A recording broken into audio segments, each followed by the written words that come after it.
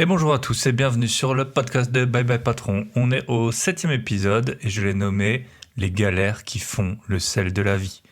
Alors j'enregistre ce podcast avec mon nouveau micro qui s'appelle Blue Yeti. Pour ceux qui ne l'ont pas vu sur Instagram, il est tout simplement énorme. Je crois qu'il pèse 1 kg. J'en avais acheté un autre il n'y a pas longtemps et malheureusement il a décidé de sauter du haut du plan de travail et il a assez mal accepté le choc. Et donc, il est en retraite anticipée. Alors, j'étais à la Fnac, magasin connu pour faire la queue. Mais comme je voulais un micro rapidement, parce que l'épisode précédent, j'avais dû l'enregistrer avec les écouteurs de l'iPhone, j'ai fait l'acquisition de ce Yeti Blue. Pour ceux qui ne le savent pas, dont je faisais partie il y a encore pas longtemps, en fait, quand vous voulez choisir un micro, les gens ils sont complètement fanatiques. Ils vont toujours vous dire que vous n'avez pas le bon micro, donc c'est super difficile sur Internet de trouver une référence de micro. Donc j'ai pris celle-là, c'est apparemment celle qui est la plus consensuelle, mais si vous le dites, c'est comme si vous dites aux gens que vous avez acheté une Golf, ils vont toujours trouver un truc à redire. Et ils vont comparer ça avec des micros à 600 € ou de Mega Pro ou alors d'un usage spécifique. Donc franchement, je pensais pas que ce serait aussi galère de trouver un micro. Mais j'ai celui-là, j'espère que ça va vous convenir. J'ai l'impression qu'il est pas trop mal et donc grâce à cela, je vais pouvoir vous raconter quelques-unes de mes galères récentes dans les appartements. Voilà, jingle.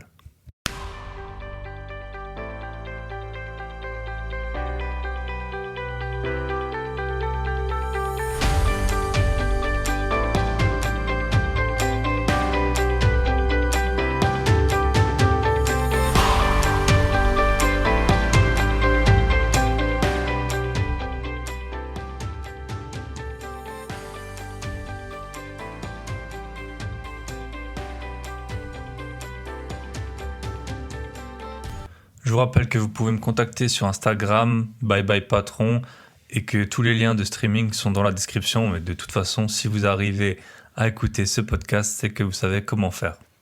En revanche, n'hésitez pas à vous abonner.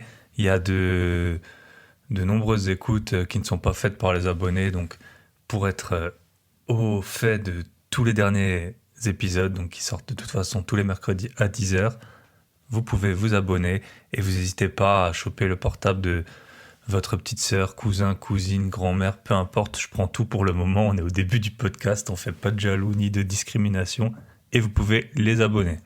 Et cette semaine, je tenais à remercier Otis pour son super commentaire et sa note 5 étoiles sur Apple Podcast. N'hésitez pas à le copier.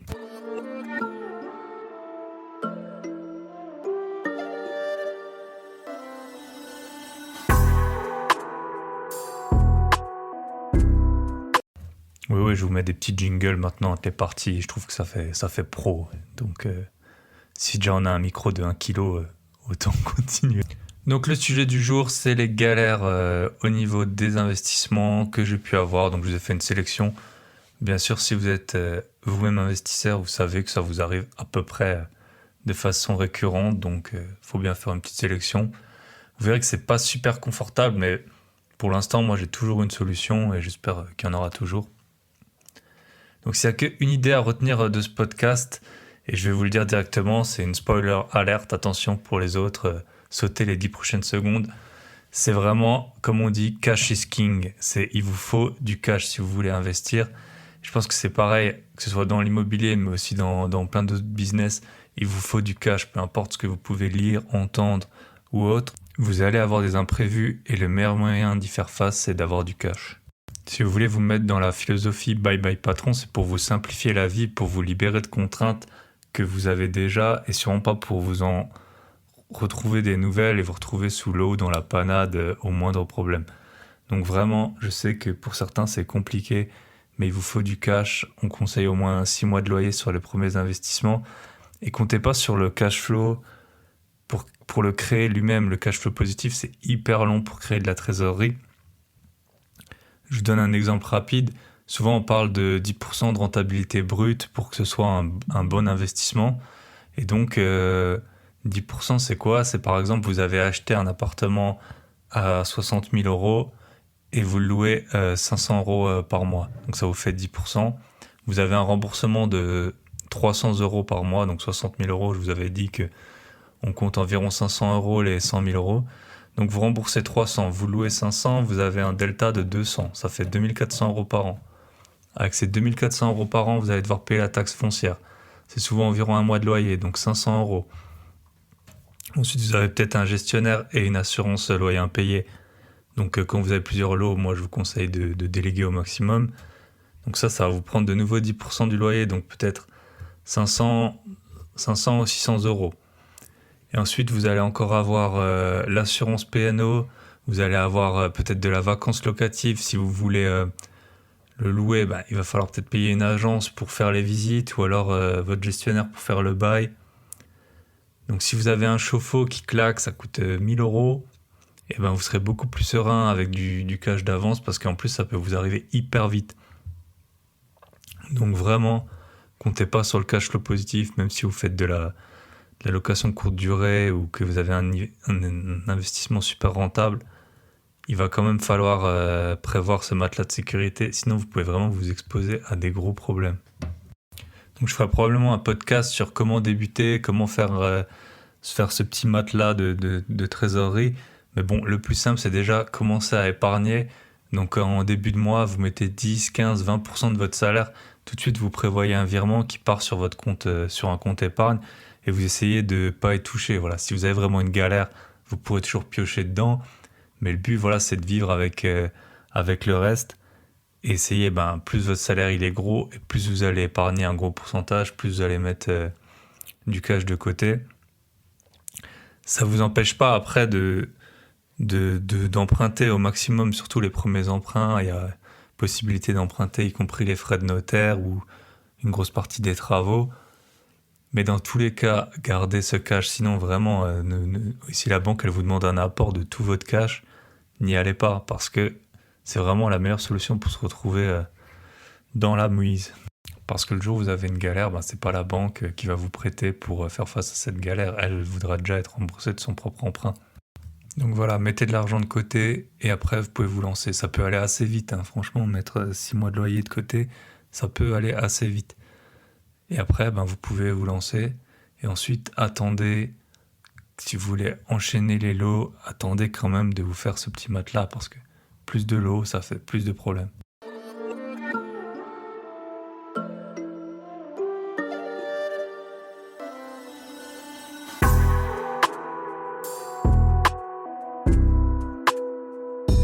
Alors, la première galère, c'est les locataires casse-bonbons. Alors, je vais vous raconter l'histoire, c'était aussi une erreur de ma part, mais voilà, parfois on s'adapte à la situation et on fait pas toujours les bons choix. Donc, c'était un appartement super bien qu'on a acheté, il était refait à neuf, il avait vraiment des super bonnes prestations, bien placé. Voilà, ça pourrait être tout à fait un appartement qui conviendrait pour ma résidence principale. Et donc au moment de l'achat, voilà, quand j'ai fait l'offre, on connaît tous, j'ai mis une petite fausse annonce sur le Bon Coin. Je vous recommande pas de le faire, c'est pas très fair comme on dit. Mais bon, après quand on parle en dizaines ou centaines de milliers d'euros, ça mange pas de pain, vous envoyez une petite fausse annonce. Et là j'avais eu plein de retours, des gens super normaux. Donc c'est un appartement qui est assez grand, de 3 chambres, je crois qu'il fait 90 mètres carrés. Et en fait, les délais ils se sont prolongés pour l'acquisition, ça a mis plusieurs mois. Et quand on a reçu les clés, c'était pas du tout la bonne période pour louer, c'était vraiment la période, je pense, la plus creuse de l'année. Et là, quand j'ai mis la vraie annonce pour le coup, en fait, j'ai eu. Alors, soit j'avais des cassos, des familles avec je sais pas combien d'enfants, avec aucun revenu issu du travail. Donc, bon, je comprends bien que tout le monde doit se loger, mais c'est pas forcément à moi de loger tout le monde. Donc j'avais des gens, voilà, les messages de Bon Coin à peine lisibles et compréhensibles. Et puis j'ai eu des gens, ils avaient l'air tout à fait normaux. Donc j'étais bien content de les voir. Donc ils avaient l'air vraiment bien. Ils m'envoient leur dossier, je l'envoie à mon gestionnaire, il me dit le dossier est parfait. Je pense que c'est la seule fois où il m'a dit ça. Effectivement, tout collait. Alors moi je sais qu'il faut pas prendre des gens qui ont des revenus, enfin je sais, j'ai entendu qu'il faut pas prendre des gens qui ont des revenus trop élevés par rapport au loyer demandé parce qu'ils vont être trop exigeants par rapport à leur niveau de vie et leur train de vie voilà, dans le reste justement de leur vie quotidienne. Mais eux, franchement, tout allait pour le mieux. Ce qui aurait pu mettre la puce à l'oreille, et si vous tombez sur des gens comme ça, attention, warning. Donc déjà, ils ont voulu faire une contre-visite. C'est la seule fois que ça m'est arrivé en fait que des locataires ils veulent faire une contre-visite. Et bon, aussi en général, j'ai plein de demandes. Donc les gens, c'est soit vous le prenez maintenant ou soit je le donne à quelqu'un d'autre. Donc là, ils ont voulu faire une contre-visite. Et surtout, ils ont commencé déjà à prendre un peu des mesures, voir si les meubles de la grand-mère ou de la grande-tante y rentraient. Et on voyait déjà que, enfin, ils se posaient des questions que les gens, classiquement, ils se posent pas. Comme c'était les seuls que j'avais sur le moment, sinon j'avais des gens très intéressés, mais voilà, avec des revenus, où les gens, ils m'avouaient, ouais, on a des allocations, mais vous inquiétez pas, mon mari, il fait du black, il achète, il revend des trucs. Enfin bon, ouais, franchement, j'ai tout vu. Et en fait, à peine ils ont emménagé, ça a été un peu l'enfer. Tout le temps, ils revenaient avec des problèmes. Donc franchement, c'était tout et n'importe quoi. C'était une porte qui touchait un peu le parquet quand il la fermait, qu'il fallait la raboter. Ça pouvait être des poignées d'un placard, des... Franchement, il y avait tout le temps autre chose. C'était même après des problèmes avec le syndic qui nous concernaient pas du tout, leur nom et tout ça sur la sonnette. Franchement, chaque semaine, je recevais un mail de mon gestionnaire avec leurs doléances. À un moment, je dis à mon gestionnaire, franchement, ça va pas de m'écrire comme ça toutes les semaines. Sous-entendu, tu sers à quoi? Moi, j'étais toujours très content de mon gestionnaire, mais là, il m'écrivait toutes les semaines. En plus, on avait un arrangement, voilà, on a un arrangement que quand c'est des petits travaux à faire, bah, il les fait tout de suite et puis après je les paye. Il me pose même pas la question. Je veux dire, quand on a pas mal d'appartements, surtout quand on est en mode bye bye patron, on évite à tout prix le plus de galères possible. Et ben, on délègue le maximum et on va pas choisir. Voilà, si c'est une poignée de porte ou quoi, c'est bon, on la change et c'est réglé. Et donc mon gestionnaire, il me dit, bah, je sais que je t'écris souvent, mais en fait, eux, ils me contactent presque chaque jour. Et donc toi, en fait, si tu reçois un mail par semaine, c'est déjà que j'ai fait un méga tri. Et bon, du coup, il y a eu plein de trucs. Au début, en fait, on a fait un peu les réparations qu'ils demandaient parce que voilà, nous, on veut que nos locataires ils soient bien. Le but, c'est un peu une relation comme si c'était vos clients. Donc, vous voulez qu'ils restent, qu'ils se sentent bien dans l'appartement. S'il y a deux, trois petits trucs qui vont pas au début, ben, on les fait. On les a déjà fait sur plein d'autres appartements et ça nous a pas posé de problème. Mais là, il y avait tout le temps autre chose. Tout le temps autre chose. Et même quand on s'est dit, bon, ben, maintenant, stop, on fait plus. Ce qu'ils demandent, et ben là, il a commencé à y avoir des trucs un ou deux trucs qui ont cassé et où c'était vraiment voilà, à la charge du propriétaire. Donc, les premiers mois, ça a vraiment été l'enfer. Après, c'est loi de Pareto, hein, comme on dit, le 80-20, c'est dans les deux sens. Hein. Donc, 20% des locataires, ils vont vous faire 80% des problèmes. Et là, c'est même pas du 20-80, c'est moins que ça. Mais en gros, il y avait que de eux dont on entendait parler pendant des mois. Et même, voilà, j'ai un artisan qui me fait les petites réparations et tout quand il faut. C'est hyper important et c'est hyper précieux d'avoir quelqu'un de confiance qui a des tarifs raisonnables. Et quand il est allé là-bas, après, il m'a raconté, il a pété un plomb, les gens, ils le faisaient. Ils étaient tatillons sur tout et tout. Il en pouvait plus, il a dit maintenant, il y retourne plus. Donc nous, on comprenait pas. On s'est dit, mais si vraiment ils sont pas satisfaits, ils ont qu'à partir. Et en fait, non, ils partent pas. Je sais pas s'ils ont eu des mauvaises expériences dans les autres logements, mais bon, franchement, plusieurs mois vraiment de galère et de loyer qui rentraient jamais en entier parce qu'il y avait ces problèmes. Donc, j'ai acheté un appartement, il était refait à neuf, tout avait l'air ok. Et comme je vous ai dit, vous tombez sur des locataires comme ça, et ben, il faut prévoir de la marge, quoi. Vous pouvez avoir 9 locataires qui vous feront pas de problème, et puis vous tombez sur des comme ça, et pendant 3, 4, 5 mois, ben, faut faire vache maigre. Alors là, je touche du bois, mais ça fait plusieurs mois dont on n'en a pas entendu parler. La situation, elle s'est stabilisée, j'ai l'impression. Et donc, maintenant, si c'est pour ne pas nous embêter, ils peuvent très bien rester dans l'appartement. Je crois que on a fait tout ce qu'ils voulaient. Mais voilà, franchement, conseil du jour. Déjà, les grands appartements, je pense que nous, on va pas y retourner de sitôt. Souvent, c'est moins rentable parce qu'en fait, le prix que vous payez, c'est quand même un prix au mètre carré fois le nombre de mètres carrés. Alors même s'il y a une petite réduction au bout d'un moment par rapport au loyer, lui, le loyer, 100 mètres carrés, en tout cas dans la plupart des endroits, ça se loue pas le double du prix d'un 50 mètres carrés, alors que ça se paye quasiment le double. Et en plus, je me suis rendu compte, j'avoue, on peut pas tout prévoir à l'avance, mais je pensais pas que j'allais avoir tellement de cas sociaux qui m'écrivaient. Franchement, j'avais que ça, des familles super nombreuses et tout, et c'est pas, voilà, c'est pas gérable. Donc, parfois, on fait des erreurs, il faut l'admettre. Donc, si vous voyez des gens qui ont l'air tatillons, eh ben, même si c'est les seuls, peut-être faut passer votre chemin parce que vous mettez au devant de sacrés problèmes.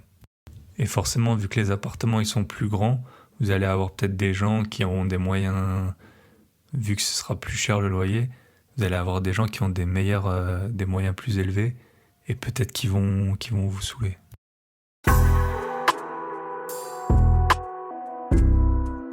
Deuxième galère, la chaudière qui tombe en panne durant le mois où il a fait le plus froid depuis plusieurs années. Donc c'était en février, je crois, il y a 2 ans. Donc j'achète un appartement, c'était fin novembre, et c'était un appartement avec une chaudière individuelle au gaz. Alors elle avait pas l'air de première fraîcheur, mais franchement ça semblait encore ok.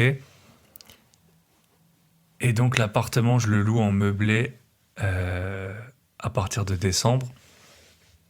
Première galère avec cet appartement, donc ça, bon, c'est 100% ma faute, mais voilà, ça peut aussi vous arriver. Je signais le vendredi et je voulais meubler l'appartement pendant le week-end. Donc le vendredi soir, je vais chez Ikea, je remplis deux chariots, là, j'étais tout seul à les pousser dans le magasin. C'était, c'était un peu la mission. Je paye, alors je sais plus, c'était plus que 1 000 € de meubles. Et en fait, c'était en novembre, il pleuvait, il faisait dégueu. Et là, le Ikea, il était en train de fermer. Et je commence à charger la voiture et je me rends compte que, en fait, ça rentre. Mes emplettes, elles rentrent pas du tout. C'était pas ma voiture, en fait. Et elles rentraient pas du tout dans la voiture que j'avais. Donc, j'étais tout seul. Alors, je sais plus, je crois que ça fermait je sais plus si c'était 20 h ou 21 h, mais il faisait nuit, il faisait froid, il faisait moche. Et j'étais tout seul sur le parking du Ikea qui fermait. Je pouvais même pas le laisser dans le magasin. Et donc j'ai appelé un taxi en fait en précisant que je voulais un taxi avec un grand coffre. Et du coup, j'ai chargé le taxi et puis le taxi m'a suivi jusqu'à l'appartement et après il m'a même aidé à décharger. Donc franchement, c'était plutôt sympa. Donc bon, tout problème a une solution. Voilà, appeler un taxi sans monter dedans, je pensais jamais que ça m'arriverait, mais voilà. C'était une solution si jamais vous avez une galère à la fermeture du Ikea. Du coup, 3 mois après, j'ai mon gestionnaire qui m'appelle et qui me montre une belle photo d'un thermomètre où il est indiqué qu'il fait 12 degrés dans l'appartement. Donc ni une ni deux, je lui dis qu'il faut qu'on fasse changer la chaudière. Et là, j'appelle un pote de pote, en fait, donc un chauffagiste qui est à environ 80 km de l'appartement. Et il me dit que normalement en une journée, c'est réglé, il me change la chaudière, il peut venir, je sais plus, 3-4 jours après. Donc bon, 3-4 jours, ça, c'est long et pas long, quoi, quand on est à 12 degrés dans l'appartement, mais bon. Et moi, je pensais de manière candide que une fois qu'on en avait changé la chaudière, le problème de chaudière, il serait réglé. Et il s'avère que finalement, en fait, la chaudière, après l'avoir changée, elle fonctionnait pas. Alors au début, on savait pas pourquoi c'était. D'abord, il y avait soi-disant trop de tirage, le truc qui arrive. Alors parfois, il n'y a pas assez de tirage, là, il y en avait trop. Donc voilà, le chauffagiste qui était à 80 km, il a dû revenir je sais pas combien de fois. Finalement, il s'est avéré qu'il y avait. C'était un vieil immeuble et que c'était que c'était l'installation électrique qui posait problème. En tout cas, ça a dû durer, je sais pas, 2, 3 semaines. Le locataire, il avait pas d'eau chaude, il avait froid. Bon, moi, j'avais mis plein de bonne volonté, mais d'un côté, j'y pouvais rien, hein. Je suis pas chauffagiste. Et donc, voilà l'importance d'avoir un gestionnaire qui fait tampon. Heureusement, ce locataire, il n'avait pas mon numéro de téléphone, parce que sinon, je pense qu'il m'aurait harcelé. Finalement, il a voulu un peu négocier. Je lui ai laissé 100 euros sur le loyer. Franchement, j'aurais pu en fait lui laisser tout le loyer. Mais voilà, comme je vous ai dit, avec le cash, vous achetez un appartement, vous mettez un peu. Je sais plus si j'avais mis. Je crois pas que j'avais mis vraiment d'apport dans l'achat initial. Mais ensuite, vous achetez les meubles. 3 mois après, vous avez une galère comme ça. Ça m'a coûté entre 2 et 3 000 euros. Et ben, franchement, avec le cash flow positif de cet appartement, c'est peut-être 2 ou 3 ans de cash flow pour rembourser ça. Et le pire, le chauffagiste, il m'a dit après qu'au final, il était même pas sûr que le problème il venait de la vieille chaudière. Et donc, peut-être qu'il aurait pas fallu la changer, mais voilà, ça m'a aussi un peu rassuré sur. En fait, quand vous achetez des appartements comme ça avec des chaudières individuelles au gaz, bah, vous pouvez demander la date de quand est-ce qu'elle a été changée. Si elle est vieille, souvent l'agent immobilier, bon, voilà, quand ils connaissent pas le montant de la taxe foncière, ils vont pas connaître le montant, enfin la date du dernier achat du chauffe-eau ou de la chaudière. Mais bon, vous pouvez jeter un œil si c'est récent, vous savez que vous allez être tranquille un petit moment. Mais sinon, voilà, vous n'êtes pas, personne n'est surhumain. Et là, le chauffagiste qui avait démonté la chaudière, qui a passé 2, 3 jours dessus, il n'a pas pu me dire, alors que c'est son métier, si, si c'était vraiment voilà, un problème de tirage d'électricité ou de chaudière en tant que telle. Donc bon, maintenant j'ai une chaudière neuve, voilà, c'est fait, c'est fait. Mais ben, attendez-vous, si vous achetez ce type d'appartement, à ce que la chaudière, ben, elle peut vous lâcher dans 10 ans ou elle peut vous lâcher dès demain. Et c'est surtout pas l'agent immobilier qui va pouvoir vous rassurer là-dessus, ou c'est pas parce qu'elle est propre qu'elle va tenir longtemps. Et franchement, si j'étais tombé sur un locataire qui avait été un peu moins, parce que mine de rien, il a quand même pris sur lui, mais il aurait très bien pu quitter le logement. Et là, je me serais retrouvé en plus avec avec un logement vacant. J'aurais de toute façon dû réparer le problème. Et j'ose même pas imaginer, le chauffagiste serait venu, il aurait dit que c'est ok, et puis après en fait j'aurais loué, et puis en fait ça aurait pas fonctionné, parce que quand à l'usage on se serait rendu compte que ça fonctionnait pas. Donc voilà, c'est surtout au début quand vous achetez des appartements, il peut toujours y avoir des galères, et des choses que vous voyez pas immédiatement, parce que vous allez visiter quelques dizaines de minutes, et quelqu'un il va habiter dedans plusieurs jours d'affilée, ou plusieurs semaines et mois.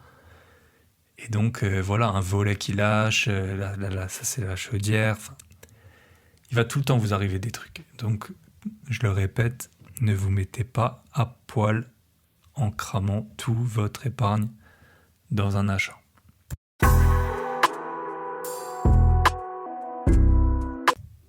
Troisième galère, l'égorgeur d'animaux puants. Non, je rigole, il égorgeait pas les animaux. Enfin, en fait, on n'en saura jamais rien. Mais je vous l'ai mis à la fin parce que ça peut vous couper l'appétit. Donc là, on est à plus de 20 minutes de podcast. J'espère que vous avez fini votre déjeuner du mercredi. Donc j'avais loué via une agence immobilière un de mes appartements. C'était un petit appartement et je l'avais loué à un boucher en CDI. Franchement, sur le dossier, voilà, les revenus c'était nickel. Il avait l'air, voilà, ça avait l'air ok quoi. Puis un jour, j'ai un courrier du syndic qui m'indique qu'il y a une forte odeur qui se dégage de l'appartement. J'ai donc contacté mon gestionnaire et lui il a appelé le locataire et le locataire il lui a dit ben non, bah, chez moi ça pue pas, vous pouvez venir voir. Bon après mon gestionnaire en plus il connaissait le syndic donc bah, finalement voilà on a laissé couler, on a dit bah je sais pas c'était peut-être une erreur, ça venait peut-être pas de là, ou, bref. Quelques mois plus tard, deuxième courrier. Et donc là, bah, je dis à mon gestionnaire, vas-y, va voir ce qui se passe, quoi, l'étendue des dégâts. Et donc il y va aussi avec le type du syndic, et puis bon, les deux, écoute, bon, le locataire, il était prévenu, mais ça n'avait pas l'air de les inquiéter outre mesure, si ce n'est qu'il avait quand même brûlé de l'encens dans l'appartement. Après, vous, voilà, vous êtes bailleur, il y a quelqu'un qui est dans votre appartement, vous faites venir le syndic et votre gestionnaire, et vous disent que c'est ok, bah c'est ok, qu'est-ce que vous voulez faire? Vous n'allez pas le virer, le virer pour ça. Et donc, peu avant le début du confinement, bah, c'était de manière fortuite, il me dit, voilà, il envoie un recommandé, comme quoi il va quitter les lieux. Moi, j'étais bloqué à l'étranger à ce moment-là, et je voulais en fait refaire l'appartement pour les mettre en location courte durée. Et donc j'appelle mon artisan et je lui explique la situation. Je lui dis, bah écoutez, vous pouvez récupérer les clés chez le gestionnaire. Et puis je lui ai dit ce que je voulais faire. Voilà, on a fait ça à distance. Et là, il me dit que quand il rentre dans l'appartement, c'était insupportable, qu'il était à la limite de vomir. Et en fait, il m'a dit qu'il sait pas ce qu'il a fait, le mec. Mais donc j'avais un matelas, enfin un lit dans l'appartement. Il a dit il a dû aller jeter le lit. Il me dit je sais pas si le gars, je sais pas s'il faisait pas ses besoins dans le lit ou c'était de la transpiration qui se douchait pas. Mais apparemment ça puait à mort. Il a dû, franchement il m'en parle encore maintenant. Donc il a dû jeter une partie et puis même après moi j'avais jeté le sommier parce que c'était finalement, d'abord on l'avait voulu garder, mais en fait c'était trop dégueu le truc. Je sais pas, quand on rentrait dans l'appartement, on avait l'impression qu'il s'était passé un truc grave. Alors je sais pas si c'était des ondes ou quoi, mais ça puait. Du coup, mon artisan il a dû désinfecter un peu tout l'appartement, laisser aérer pendant plus de 2 semaines. Et, euh, et puis après, ben, franchement, on a tout refait, tout l'appartement. Donc, normalement, et en fait, quand je suis allé faire le suivi du chantier, et ben les voisins, ils m'arrêtaient, ils me disaient ah, il est enfin parti, lui, franchement, c'était horrible, l'odeur et tout. Bon, finalement, on finit les travaux, donc c'était, je pense, début août. On meuble de nouveau, du coup, j'ai dû, bien sûr, racheter, parce que déjà pour le mettre en location courte durée, on voulait que le truc soit vraiment beau. J'ai dû bien sûr racheter un lit. Mois d'août, l'appartement il se loue nickel, je suis super content, super renta et tout. Et, euh, et en septembre, bah, du coup, j'ai un concierge qui me règle la location courte durée et il me dit on a un problème, il y a des cafards dans l'appartement. Alors on saura jamais si ça venait de ce gars, parce que franchement, on a refait tout l'appartement, mais bon, je suppose les cafards, je sais pas, ils peuvent avoir des œufs ou des choses planquées dans des joints ou un truc comme ça. Après, l'appartement, il est au bord, il est pas loin de l'eau. Donc peut-être que ça attire aussi les cafards, franchement j'en sais rien. Mais j'étais dégoûté, franchement je venais de craquer un bon billet pour refaire tout l'appartement. Plus voilà, vous voyez les meubles que vous venez d'acheter, le lit avec les cafards et tout.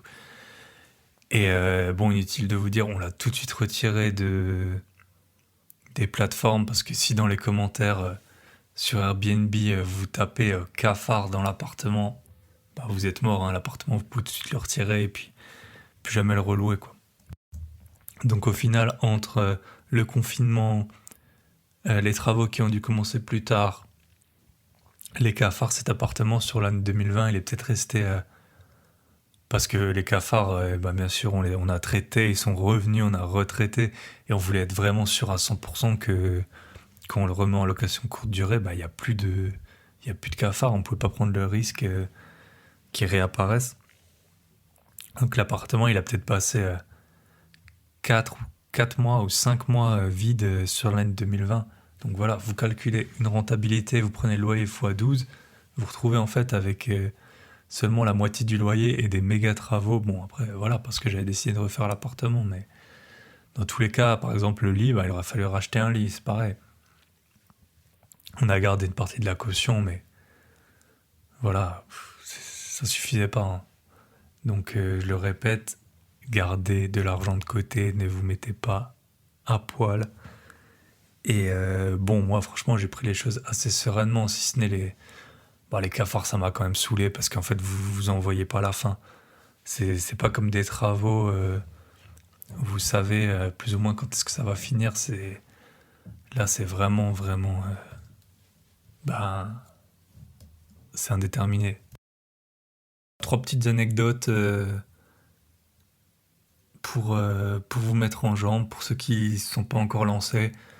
Bon, c'est rien de grave, vous voyez, les problèmes ils sont toujours réglés. C'était jamais des dizaines de milliers d'euros, mais c'est comme ça. Entre-temps, par contre, les appartements, ils ont pris énormément de valeur, même ces trois appartements, donc c'est comme ça, c'est ce qui fait le sel et le piment de la vie d'un investisseur.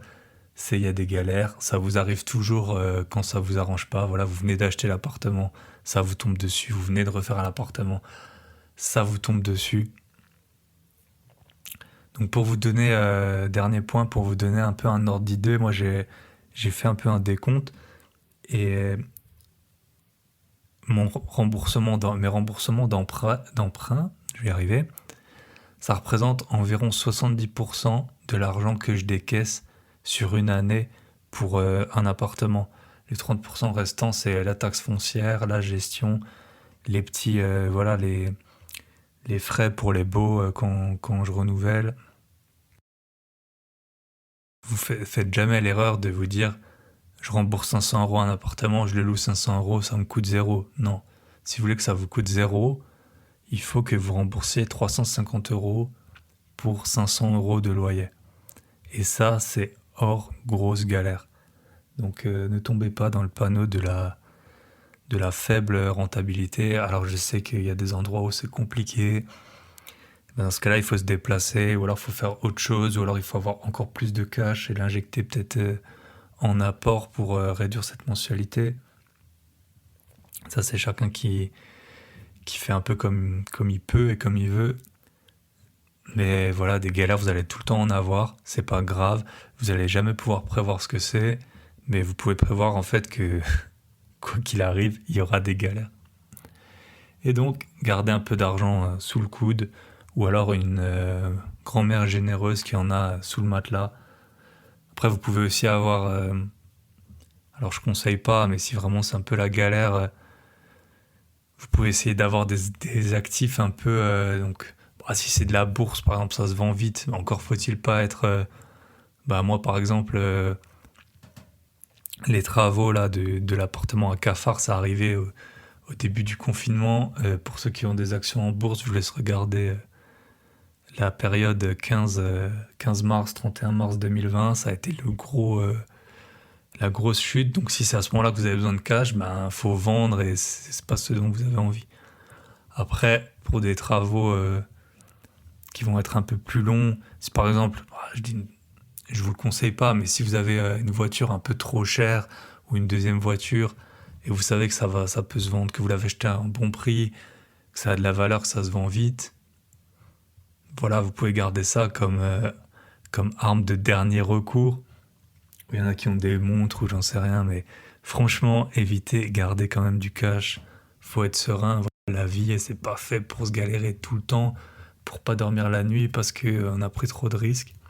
Mesurez les risques et maintenant, grâce à ce podcast, vous savez que c'est pas quelque chose d'irréel, d'improbable, où ça arrive tout le temps quand vous commencez à avoir plusieurs appartements, et vous avez des galères de temps en temps. Et c'est pas grave. Voilà, je vous souhaite une très bonne semaine. N'oubliez pas de vous abonner, je le répète, et d'abonner père, mère, femme, enfant, grand-mère, collègues, et tout ça, et de parler de mon podcast. Et je vous dis à très bientôt sur le podcast de Bye Bye Patron. Ciao!